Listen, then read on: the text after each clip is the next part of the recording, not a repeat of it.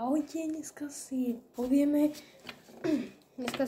objavovanie našej planety a objavovanie Zeme a vesmíru. Dneska to bude veľmi dobré videjko. Je to hlavne o geografii, takže keď nemáte radi učenie, nemusíte toto kúkať. Tí, ktorí majú radi učenie, tak kľudne počúvajte. Môžu to kúkať aj dospelí. Tak ideme na to. Takže povrch Zeme, začíname. Povrch našej Zeme tvorí voda a pevnina. Veľká časť vody sa nachádza v oceánoch a moriach, ale vodu nájdeme aj inde. V riekach, jazerách, močiaroch, ľadovcoch, v pôde, v telách rastlín a živočíchov. Aj ľudské telo obsahuje veľmi veľa vody. Vedeli ste o tom? Napíšte do komentárov. Pevná časť Zeme alebo súš tvorí menej ako tretinu jej plochy. Na severnej pologuli je oveľa viac pevniny ako na južnej. Aj tak je plocha oceánov na severnej pologuli o niečo väčšia ako plocha pevniny. Zastúpenie pevniny a oceánov bolo v dávnej minulosti podobne ako v súčasnosti, ale ich rozloženie bolo celkom iné. To je prvý slajd. Budeme to dneska čítať do asi 18, to bude dneska stačiť. Ďalší diel si prečítame. Takže Pangea. Teraz si povieme Pangea, ešte keď žili dinosaury. Pred 200 miliónmi rokov. Súš sa spája do jedného obrovského kontinentu Pangea v čase, keď žili ešte dinosaury. Je to strašne cool. Laurázia Gondwana. Pred 150 miliónmi rokmi. Pangea sa rozpadá na Lauráziu a Gondwanu. Tu je taký stredný. Teraz ideme na ten nový. Súčasnosť dnešné kontinenty sú neustále v pohybe. Takže neustále v pohybe proste. Na Zemi sa rozlišujú 4 oceány. Z nich najväčší je Tichý oceán. Keby sme sa chceli zo Slovenska dostať k jeho brehom, museli by sme precestovať takmer polovicu Zemegule. Predstavte si, že toto je Zemegula a polovicu. Atlantický oceán je podľa rozlohy druhý najväčší. Niektoré z morí, čo k nemu patria, nie sú príliš vzdialené z územia Slovenska. Aj k brehom Indického oceánu vedie od nás dlhá cesta, takže veľmi dlhá cesta od nás. Predsa je však kratšia ako k Tichému oceánu. Najmenší z oceánov je Severný ľadový oceán. Rozprestiera sa okolo Severného pólu. Niektoré jeho časti sú celý rok zamrznuté, iné počas krátkeho leta rozmrzajú. Spoločný názov pre všetky oceány na Zemi je Svetový oceán. To bola prvá 16. strana. Toto odložím. Ideme na 17. Dneska to budeme do 18, možno do 19. Uvidíme, ako to stíhame. Oceány sa pravidla pripájajú ku pevnine.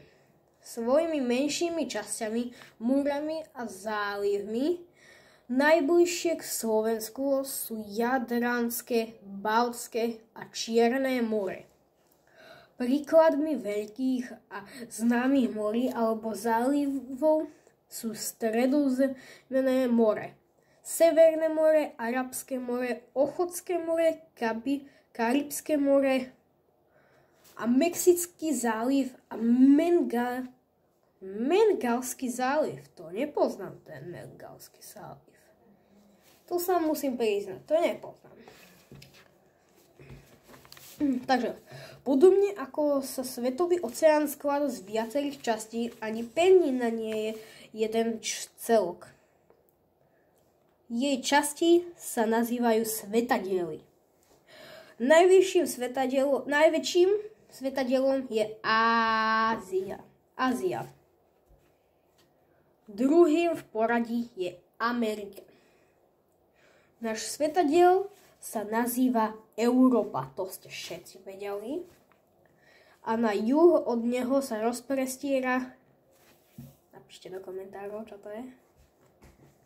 Prečítam za 10 sekúnd.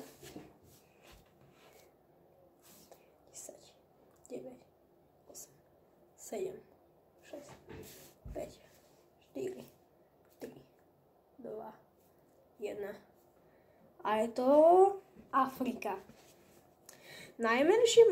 Najmenším obyvateľom svetadielov je Austrália. Okolo južného pólu sa rozprestiera Antarktída, ktorá nemá žiadnych stálych obyvateľov, pretože jej prevažná časť je pokrytá snehom a ľadom. Pevninu však môžeme deliť aj na kontinenty. Vznik kontinentov a ich súčasnú podobu znázorňuje obrázok na prechádzajúcej strane. To je na tej prechádzajúcej strane. To je ten, že celá tá voda a pevnina. Ja som vám to neukázal.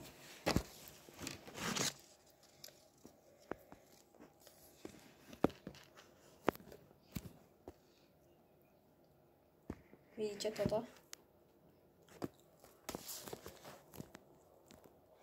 Takže už.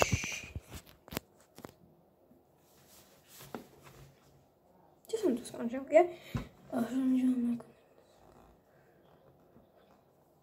Vznik kontinentov a ich súčasnosti podobu znázorňuje obrázok na prechádzajúcej. Najväčším kontinentom je Eurázia. To som vedel, akože. Trochu inak. Ako spoločný kontinent svetadielov Európa a Ázia, naopak dva kontinenty, Južná Amerika a Severná Amerika, sú spojené do jedného svetadielu Ameriky. Kde som? Nasledujúca mapka prehľadne znázorňuje jednotlivé kontinenty a svetadiely. Môžete si na ne všimnúť, že Afrika, Austrália a Antarktida sú súčasné kontinenty a svetadielmi. Zatiaľ to ide veľmi skvelé. Zatiaľ sa nám darí. Aj mne. Ďalšia strana, 18. Takže. A na tej 18. ani moc není, takže 9. Ani na tej 19. to není skoro nič. OK, ideme 18. Na mape či globuse sa pevnina značí pomocou zelenej farby a hnedej. To ste všetci vedeli predsa. Sú to nižšie a vyššie položené miesta, čiže nížiny a pohoria. Najvyšším pohorím celej Zeme sú Himalaje v Ázii. Najvyšší vrch Mount Everest merie takmer 9 km. 8849 metrov presne. V Európe sú najvyššie Alpy. To akože to viem. Takže výškové stupne pevniny. Minus 140, to viete. Potom je 0, potom trošku vyššie 200, trošku viac 500, 1000, 2000, 3000, 5000 a 8848. Takže Mount Everest, ako keby.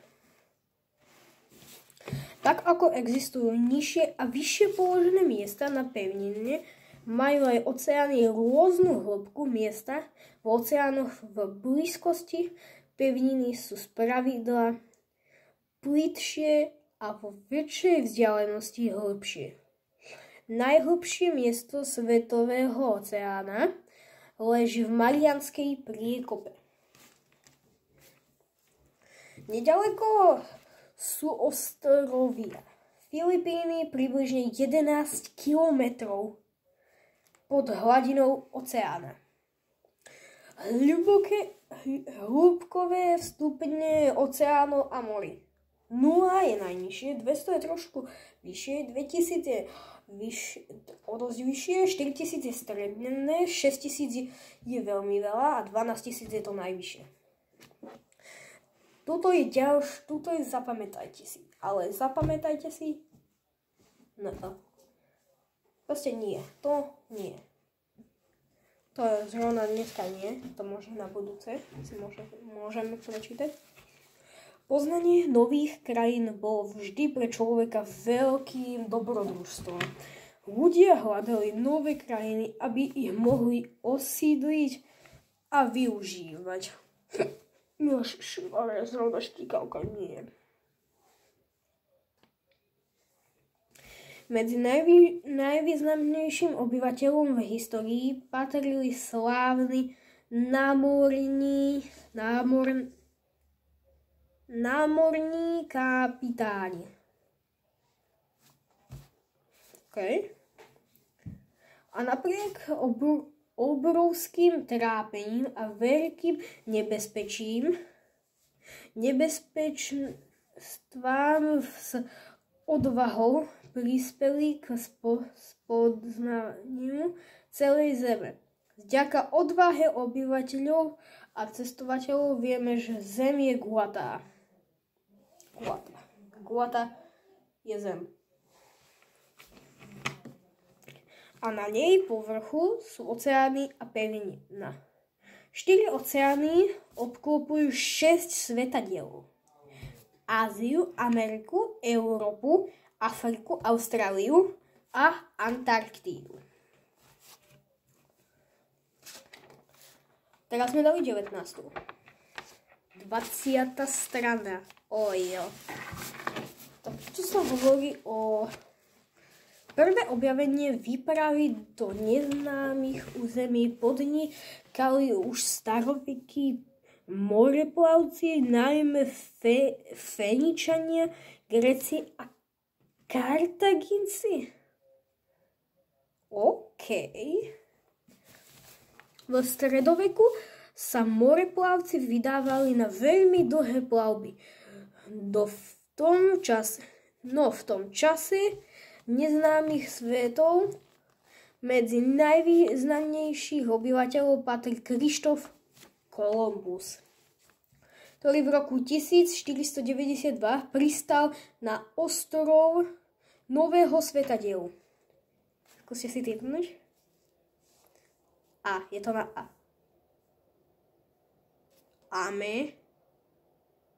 Svetadielu Ameriky.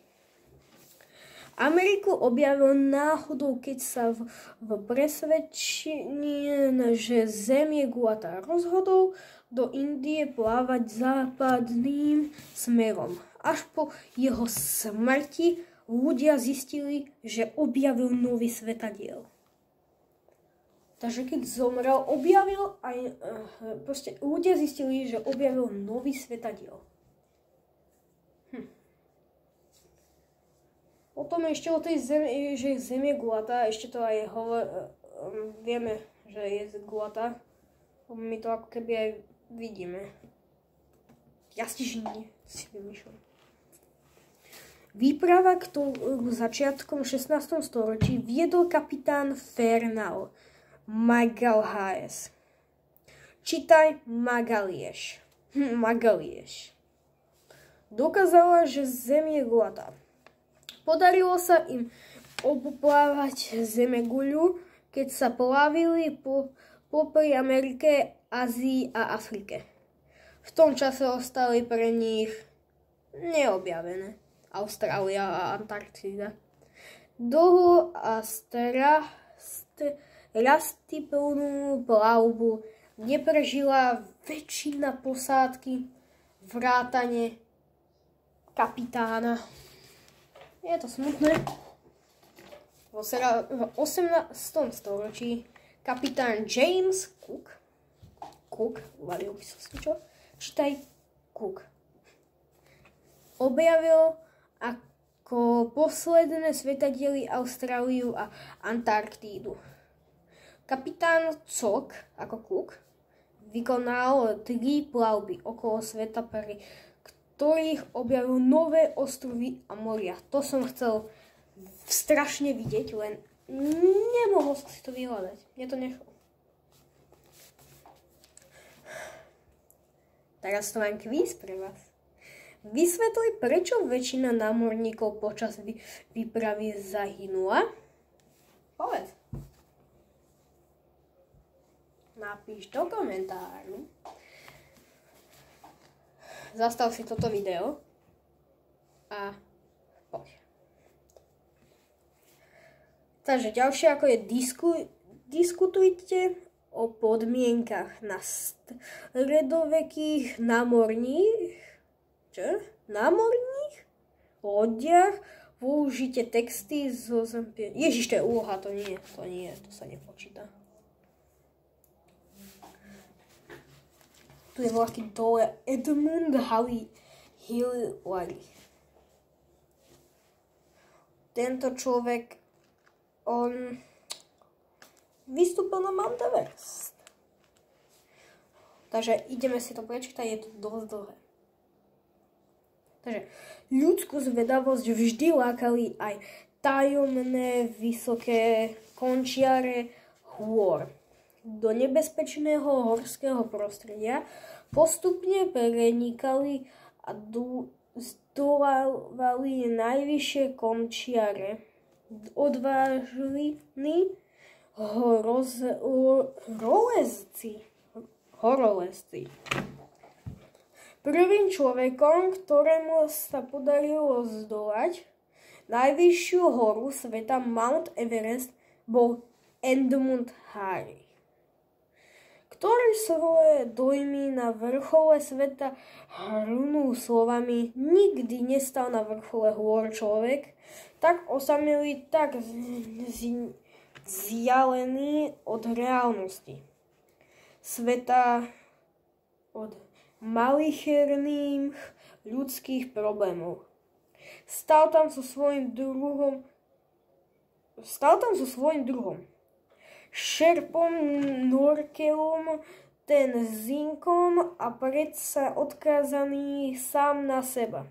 V zóne smrti, kde je problémom vôbec dýchať. S priam predstaviteľnou prekážkou obliecť sa a ísť stáli prví dvaja ľudia na matke hôr Mount Evereste. Mount Evereste vo výške 8848 metrov. Mysleli viac na návrat ako na to, čo sa odohralo za posledné 3 dní. Tak. Písal sa 29. mája 1950.